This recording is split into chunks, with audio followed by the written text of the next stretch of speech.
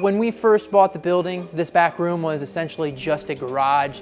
The ceiling was about 10 foot. When Josh Metcalf renovated this former service station from the early 1900s, he made a bizarre find in the attic. The upstairs was not finished at all. It's literally like they just built a random room, put a bunch of locks on the door. Weird. Inside, children had written the word Thatcher on the wall.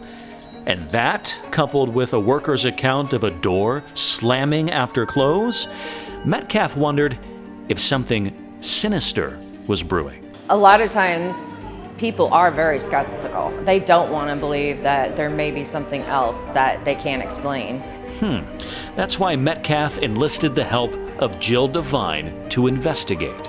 There's definitely some kind of activity going on. It seems to want to communicate, and it acts like it's listening and answering, "Are you here? If you're here, turn on the flashlight." Oh, there's a flashlight. That's good. Thank you. Can you do the instrument right next to it, please? We used a recorder.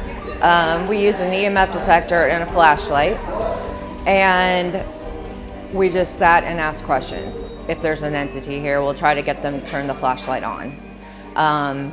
It did it several times. It turned the flashlight on and then turned it off, and it also spiked on the EMF.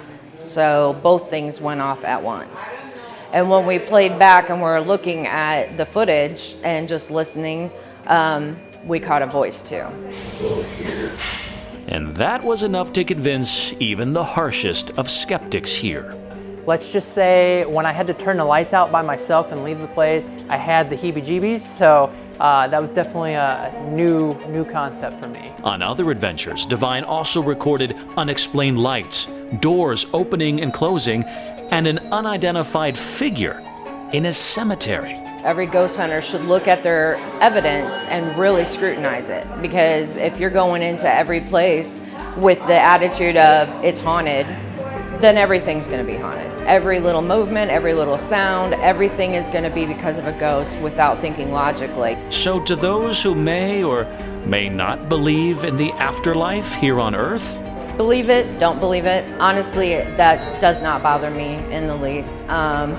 It's just fun. It's something it's that time of year, you know. It's fun to tell ghost stories, and I think we've all been to camp or been around a campfire and told spooky stories and urban legends, and I think it's just carrying on that tradition.